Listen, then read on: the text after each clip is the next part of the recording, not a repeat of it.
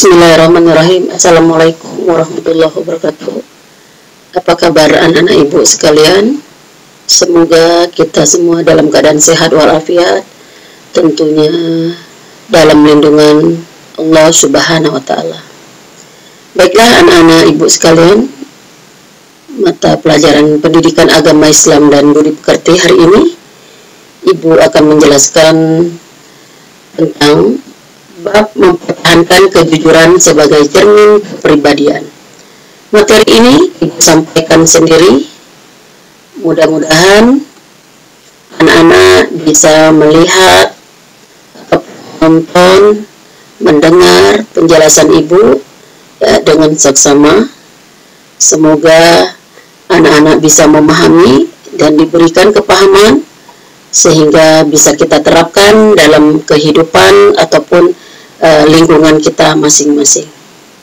Baiklah anak-anak, sebelum ibu memulaikan lebih jauh materi ini, ada kalanya kita berdoa, semoga apa yang kita harapkan, apa yang kita pelajari hari ini, mudah kita pahami, sehingga mudah kita jalankan dalam kehidupan kita sehari-hari. A'udzubillahi minasyaitonirrajim. Bismillahirrahmanirrahim. Raditu billahi rabba wa bil islami dinna wa bi muhammadin nabiyya wa rasulullah. Rabbi zidni ilma warzuqni fahma.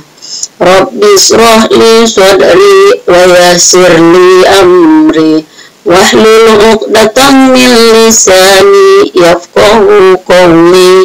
Amin ya rabbal alamin. Baiklah anak-anak, kita lanjut. Adapun kompetisi dasar pada materi kali ini yaitu menganalisis manfaat kejujuran dalam kehidupan sehari-hari. Apa tujuannya? Tujuan kita mempelajari materi ini yang pertama ya, tujuannya kita akan anak-anak bisa menjelaskan makna jujur dalam kehidupan sehari-hari. Kemudian kalian bisa menyebutkan hikmah berlaku jujur dalam kehidupan sehari-hari.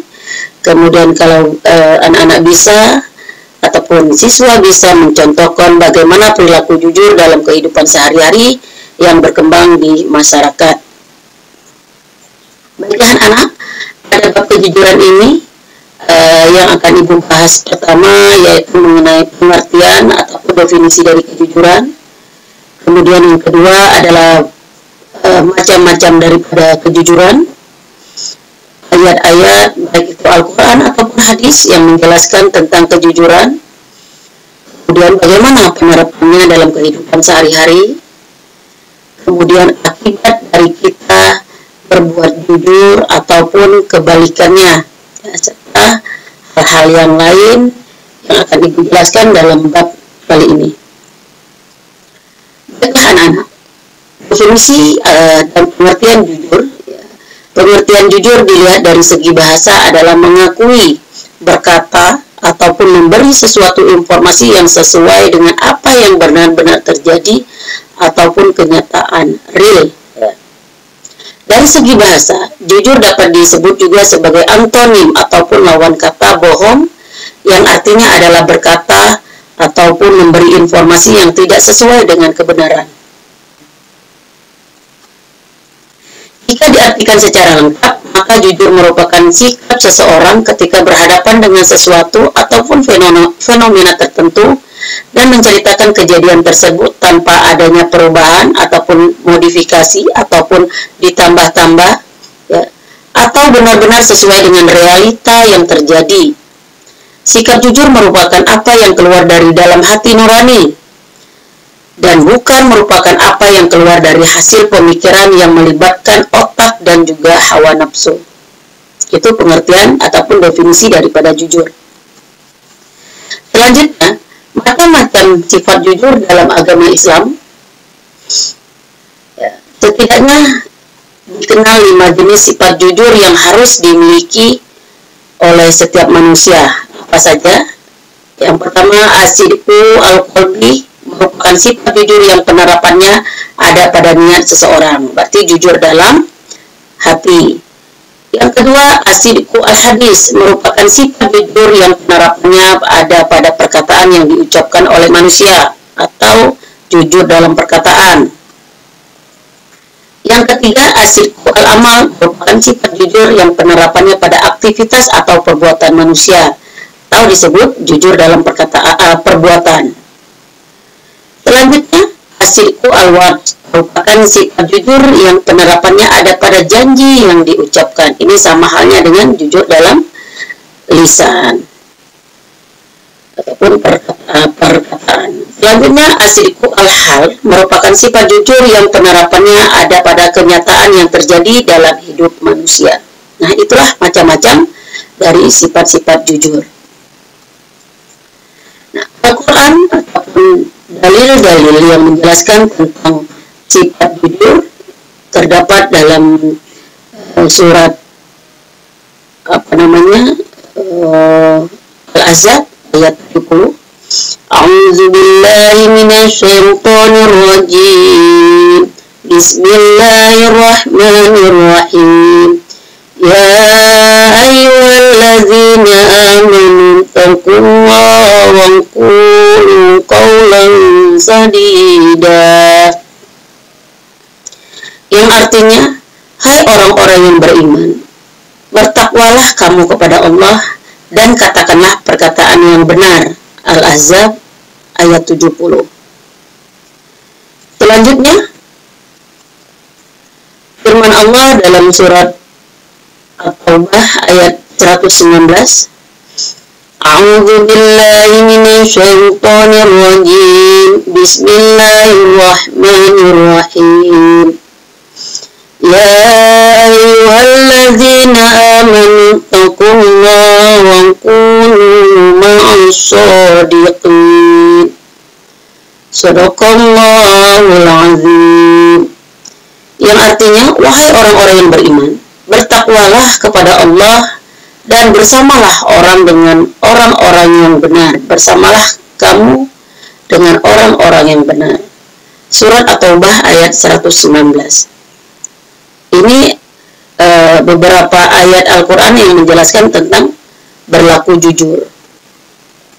Selanjutnya, dalam hadis dijelaskan ada 5 hadis tentang kejujuran, kebaikan yang bisa mengantarmu ke dalam surga. Apa saja? Kita lihat. Yang pertama, kejujuran dalam membawa kebaikan, dan kebaikan itu akan membawa ke dalam surga. Dari Abdullah bin Mas'ud radhiyallahu, Rasulullah sallallahu alaihi wasallam bersabda, "Alaikum bisidqi fa inna sidqa yahdi ilal birri. Innal birri yahdi ilal jannah." Rawahul Bukhari Muslim. Hendaknya kamu selalu jujur, karena kejujuran itu akan membawa kepada kebaikan, dan kebaikan itu akan membawa ke dalam surga. Hadis riwayat Bukhari dan Muslim. Selanjutnya, hadis yang kedua, kejujuran itu ketenangan dan kedustaan itu adalah kebimbangan.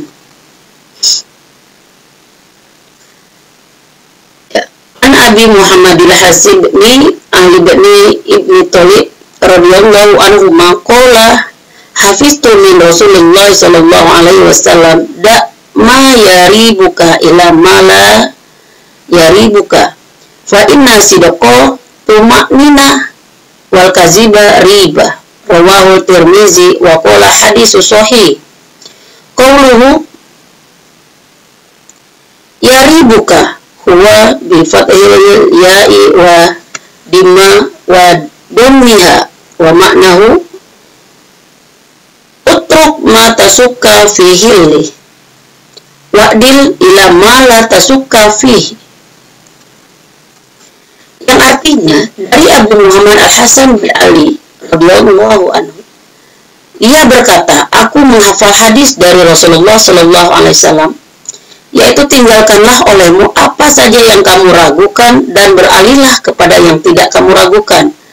Sesungguhnya kejujuran itu ketenangan dan kedustaan itu adalah kebimbangan. Hadis ini diriwayatkan oleh Tirmizi. Yang ketiga, para pedagang akan dibangkitkan di hari kiamat sebagai orang jahat, kecuali pedagang yang bertakwa kepada Allah, berbuat baik, dan berlaku jujur. Inna tuharo yub'asuna yaumal qiyamati fajaron illa man ittaqallaha wa barra wa sadaqa. Yang artinya, sesungguhnya para pedagang akan dibangkitkan pada hari kiamat sebagai orang-orang jahat, kecuali pedagang yang bertakwa kepada Allah, berbuat baik, dan berlaku jujur. Karena dalam perdagangan sering yang namanya berbuat curang dalam timbangan, ya, itu banyak sekali. Selanjutnya, ya, yang keempat, kebaikan itu menunjukkan jalan ke surga, sedangkan dusta menunjukkan ke jalan neraka. Hadis Rasul, an Abdullah bin Mas'ud radhiyallahu anhu qala Rasulullah sallallahu alaihi wasallam, alaikum bisidqi fa inni sidqi yahdi ilal birri wa innal birra yahdi ilal jannah. Wa ma yazalu rajulu yasduqu wa yataharru sidqa hatta yuktaba indallahi siddiqan. Wa iyyakum wal kazib fa innal kaziba yahdi ilal fujur wa innal fujura yahdi ilan nar. Wa ma yazalu rajulu yakzibu wa yataharrul kaziba hatta yuktaba indallahi kadziban. Yang artinya diriwayatkan dari Abdullah bin Mas'ud radhiyallahu anhu, Rasulullah sallallahu alaihi wasallam bersabda, hendaklah kamu berlaku jujur karena kejujuran menuntunmu pada kebenaran dan kebenaran menuntunmu ke surga. Dan senantiasalah seseorang berlaku jujur dan selalu jujur sehingga dia tercatat di sisi Allah sebagai orang yang jujur. Dan hindarilah olehmu berlaku dusta, karena kedustaan menuntunmu pada kejahatan, dan kejahatan menuntunmu ke neraka. Dan seseorang senantiasa berlaku dusta dan selalu dusta sehingga dia dicatat di sisi Allah sebagai seorang pendusta. Hadis ini diriwayatkan oleh Muslim. Selanjutnya, yang kelima, orang yang tidak jujur termasuk sebagai orang yang munafik. A'udzubillahi minasyaitonir rajim. Bismillahirrahmanirrahim. Ya, hadis Rasul, ayatul munafiki salasun, idza hadasa kadzaba wa idza wa'ada ahlafa wa idza tu'mina khana. Yang artinya tanda-tanda orang munafik itu ada 3. Jika berkata dia dusta atau bohong, jika berjanji dia mengingkari, dan jika diberi amanah dia mengkhianati. Hadis ini diriwayatkan oleh hadis Bukhari, Muslim, dan juga Abu Hurairah. Kejujuran adalah ketentraman ataupun ketenangan. Kebohongan adalah kebimbangan. Selanjutnya, kejujuran awal dari kebahagiaan dan dusta adalah awal kebinasaan.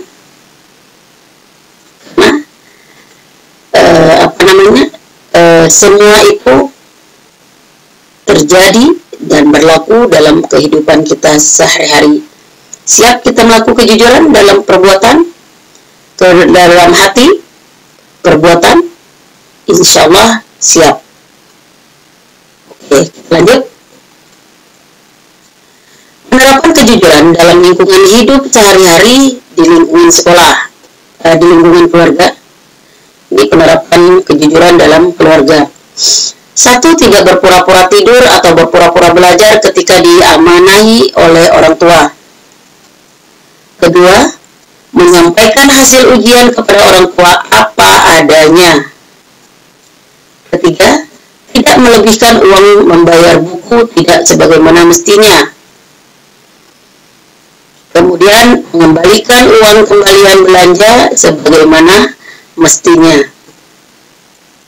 Selanjutnya, berkata terus terang apabila kita melakukan kesalahan, seperti memecahkan peran. Selanjutnya, menerapkan kejujuran dalam kehidupan sehari-hari di lingkungan sekolah. Apa saja? Pertama, tidak mengontek ketika ujian. Kedua, tidak melakukan titip absen kepada temannya demi bisa bolos. Ketiga, tidak malu bertanya kepada guru apabila belum memahami materi pembelajaran yang disampaikan oleh guru.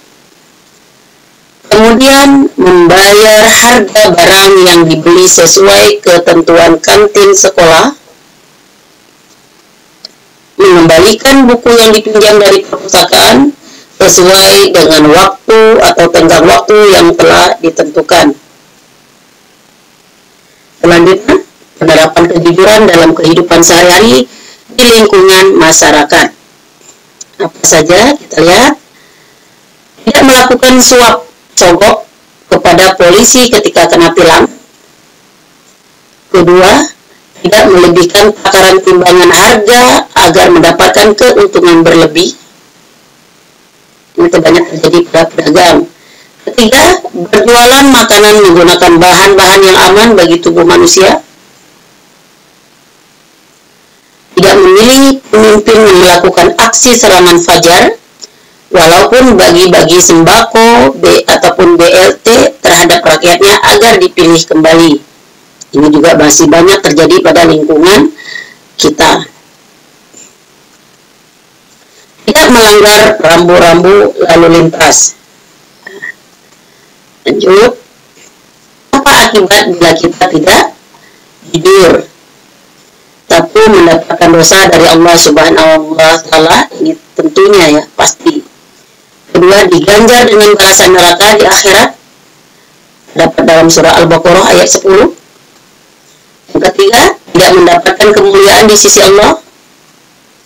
Keempat, tidak akan mendapat petunjuk ataupun hidayah dari Allah, sebagaimana dijelaskan dalam surah Al-Mu'min ayat 28. Kemudian tidak dihormati oleh sesama manusia. Hidupnya senantiasa gelisah, tidak tenang, karena bergelimang dosa dan mencemaskan kebohongannya terbongkar dalam pergaulan sosial. Ya, ingat anak-anak, ya. Akibat tidak jujur yang lainnya, senantiasa menutupi kebohongan yang satu dengan kebohongan lain. Tidak dipercaya oleh sesama manusia sehingga tidak diberi amanat lagi. Sifat jujur mendatangkan perilaku terpuji lain. Jadi apabila tidak jujur atau berbohong, maka mendatangkan sifat tercela. Sekali berbohong, dia akan keterusan. Kemudian cenderung dikucilkan dari pergaulan sosial. Nah, banyak teman-teman yang tidak suka. Sekarang, kalau tadi akibat orang tidak jujur, sekarang inilah manfaatnya kita berperilaku jujur. Satu, dalam menjalani kehidupan sehari-hari tidak merasa terbeban.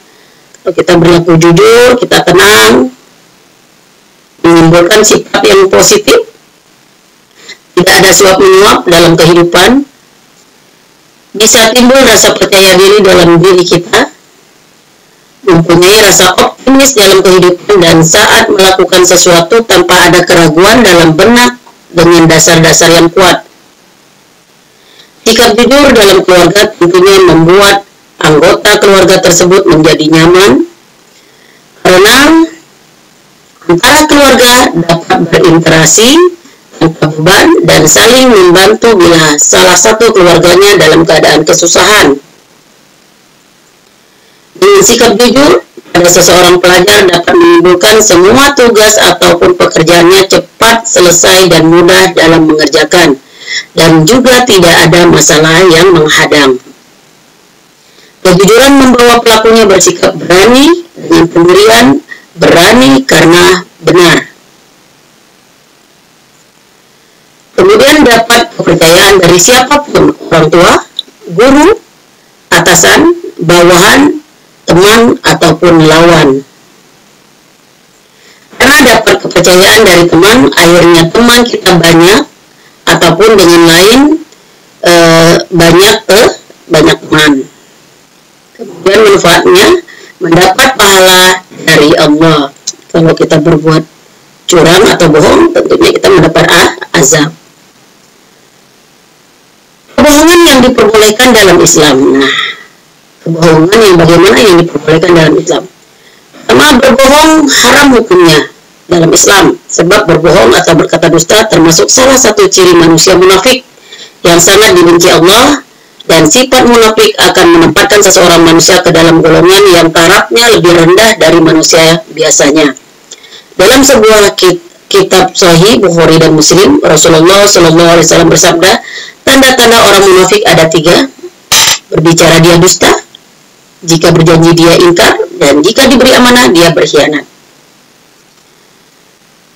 Berbohong adalah kebiasaan buruk yang sengaja atau tidak sengaja dilakukan oleh banyak orang. Namun, Nabi Shallallahu Alaihi Wasallam menyatakan bahwa berbohong bukanlah sifat seorang mukmin. Seorang mukmin bisa saja bersifat bakhil, bodoh, dan penakut, namun tidak mungkin dia berbohong karena saat tahu Islam melarangnya dan hukumnya haram. Nah, dalam film, ya biasanya film kartun, kalau bohong nih pinicu, hidungnya semakin memanjang. Ya, mantap kan? Nah, kalau seandainya pada kenyataan nyata, sekali kita melakukan kebohongan, maka hidung kita akan memanjang. Nah, itu bagus. Ya, langsung mendapat azab dari Allah. Selanjutnya, mengapa berbohong itu haram? Jika ada seorang teman yang berbohong dan kita mengetahuinya, apa yang kita rasakan? Tentunya sakit hati dan lainnya. Oke? Dan bagaimana pemandangan kita setelah tahu kalau dia berbohong? Kita pasti akan merasa tidak nyaman ya ketika berada di dekatnya dan menganggapnya sebagai orang yang tidak bisa dipercaya. Apalagi jika dia sering melakukan kebohongan, kita tidak akan percaya lagi padanya sekalipun dia sedang berbicara benar. Berbohong seringkali merugikan orang lain dan dibohongi, namun sebenarnya efek buruk dari sebuah kebohongan lebih banyak dirasakan oleh orang yang melakukan berbohong. Sebutan pembohong dan rasa tidak dipercaya akan tertuju padanya, bahkan bisa sampai dikucilkan di lingkungannya. Berbohong itu haram sebagaimana penjelasannya dalam Al-Quran surat An-Nahl ayat 105. Sesungguhnya yang mengadakan kebohongan hanyalah orang yang tidak beriman kepada ayat-ayat Allah, dan mereka itu adalah pembohong karena mereka tidak takut dengan azab Allah. Kapan berbohong itu diperbolehkan? Hukum Islam memang menyatakan haram untuk berbohong, namun ada saat kondisi tertentu di mana berbohong itu boleh dilakukan, yaitu di saat terpaksa dan dalam situasi darurat. Keadaan terpaksa yang dimaksud di sini adalah keadaan di mana seseorang tidak mampu menghindari dirinya dari kebohongan sebab ditakutkan terjadi sesuatu yang menimpa kehidupannya atau keluarganya, yang berarti kebohongan itu dilakukan dalam keadaan terdesak. Seperti yang dicontohkan dalam Al-Quran surat An-Nahl ayat 106 yang berbunyi, barang siapa kafir kepada Allah setelah dia beriman atau dia mendapat kemurkaan Allah, kecuali orang yang dipaksa kafir padahal hatinya tetap tenang dan beriman, dia tidak berdosa. Tetapi orang yang melapangkan dadanya untuk kekafiran, maka kemurkaan Allah menimpanya dan mereka akan mendapat azab yang besar. Maksudnya ketika kita dipaksa untuk mengakui atau kafir, sementara hatinya tetap ingin tidak mau kafir, dalam keadaan mendesak dia mengatakan dia kafir, tapi hatinya tetap iman kepada Allah. Namun pikiran dahulu sebelum berbohong, apakah itu termasuk dalam situasi terpaksa atau tidak, agar kita tidak salah dalam berucap dan berkata-kata. 3 perkara yang membolehkan kita berbohong. 1. Bersifat jujur merupakan kewajiban bagi seorang muslim, namun dalam situasi tertentu bohong dibolehkan atau ditolerir sebab dinilai akan membawa situasi menjadi lebih baik. 3 perkara yang memperbolehkan seseorang muslim itu berbohong, seperti yang diriwayatkan oleh Imam Ghazali dalam kitab Ihya Ulumuddin. Nabi bersabda, Rasulullah tidak mentolerir suatu kebohongan kecuali 3 perkara. Apa saja 3 perkara itu? Pertama, untuk kebaikan. Kedua, ya, dalam keadaan perang. Ketiga, suami membohongi istri dan istri membohongi suami demi menyenangkan hati kedua belah pihak. Berdasarkan hadis tersebut dapat disimpulkan bahwa Islam masih membolehkan umatnya untuk berbohong jika mereka berada dalam situasi, ya, satu, berbohong untuk kebaikan. Kedua, berbohong untuk kebaikan biasanya dilakukan untuk mendamaikan dua orang yang sedang bertengkar. Kemudian kebohongan ini biasanya dengan melebih-lebihkan kebaikan keduanya agar mereka tersadar dan bersedia untuk saling memaafkan dan berdamai. Kebohongan dalam perang, banyak sekali kebohongan yang terjadi di dalam perang. Kebohongan dalam perang itu misalnya saat sedang mengatur siasat perang. Kebohongan ini diperlakukan untuk membuat mengecoh musuh dan membuat mereka gentar dan ketakutan. Ini diperbolehkan, ya, karena mengatur siasat. Kebohongan antara suami istri, ya, yang dimaksud di sini yaitu bukanlah kebohongan yang dilakukan untuk menyembunyikan kesalahan atau keburukan salah satu pasangan, namun justru kebohongan yang dilakukan dengan tujuan untuk menyenangkan hati pasangan suami istri. Misalkan saja seorang suami yang memuji masakan istrinya dan mengatakan enak walau sebenarnya tidak enak, semata-mata demi menghargai jerih payah istri yang telah menyiapkan, memasak, ya, masakan untuk suami. Ketiga perkara di atas janganlah menjadi alasan penyebab utama seseorang dalam melakukan kebohongan, sebab Islam selamanya melarang umatnya untuk berbohong, karena berbohong hukumnya haram. Jika pun terpaksa melakukan, haruslah dalam keadaan yang memenuhi syarat tiga perkara tadi, ya, yang membolehkan seseorang untuk berbohong, namun tentu saja harus tetap pada batas dan tidak boleh berlebihan.